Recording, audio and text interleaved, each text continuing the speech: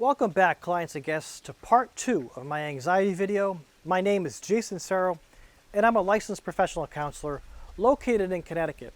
My videos are designed to educate and empower you to make informed decisions about your mental health. Please like the video, subscribe, and pass this along to friends and family if you think it will help them in some way. There are volumes of literature and videos on the fight, flight, or freeze response that we have in reaction to a threat, both perceived and real. This response originates in the amygdala, which is located in the limbic system. The limbic system responds to loud noises and sudden movements that can be perceived as a threat to our safety. What I would like to focus on is how our bodies respond to anxiety and how we can use this information to effectively communicate to others and to guide our present and future decision making. Starting with the freeze response, let's consider the following example. A situation happens causing us anxiety where we say to ourselves, I don't know what to do. You know you have options, but you're not quite sure which one to choose, and so you freeze, becoming very still. You stay very neutral in your defense, for fear you'll make the wrong choice. Out in the wild, squirrels freeze. They can stay motionless for about a minute, hoping and praying the circling hawk will not detect movement. Who would have figured you and a squirrel can relate to each other? Personality-wise, are you a perfectionist? Perhaps you have sensitivity to other people's reactions to the things you do. Are you a passive person or even a passive communicator? Are you a patient person? Why are you freezing? Are you stalling? Are you strategizing? Are you scared? You may be all, some, or none of these characteristics.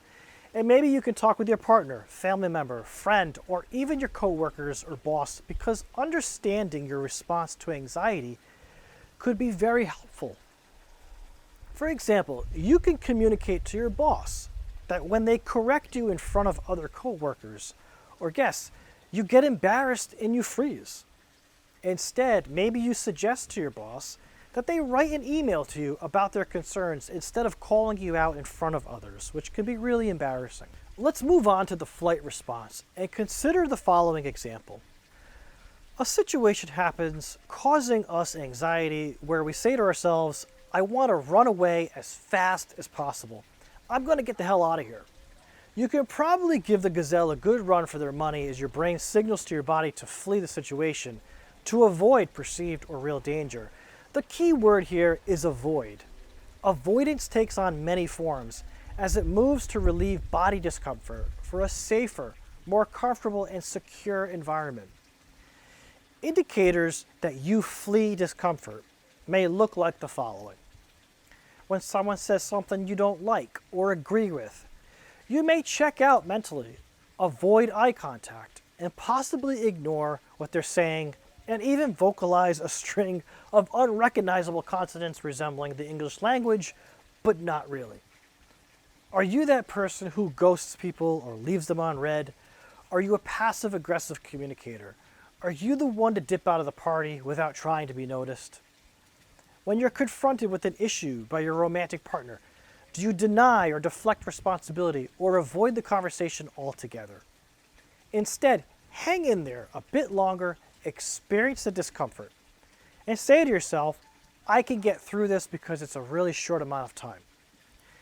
Experiencing a little discomfort the first time around can prevent multiple experiences of the same situation across many time periods.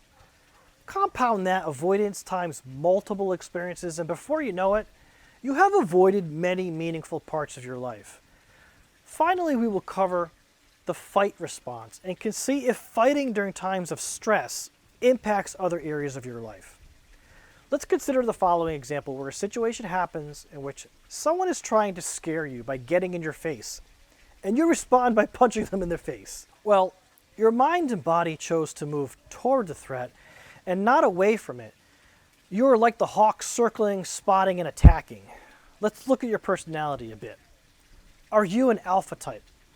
Are you someone who likes to end things quickly, eliminate the threat completely, therefore reducing the overall time experiencing the anxiety? Are you a dominant personality type who takes over social situations and talks over people?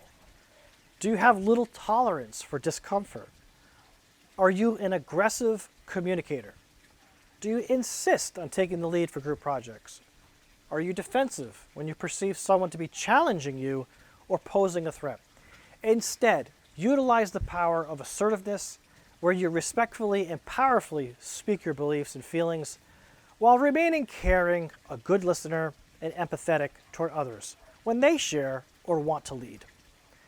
Embrace confidence and not cockiness, modeling for others a humbleness that draws people in and doesn't push them away. If you found this video useful, please like it and share it to someone you believe it may help. Please subscribe if you haven't already, and please put the notification bell on so you know exactly when my next video comes out. Thank you for watching, and as always, be where you are, be resilient.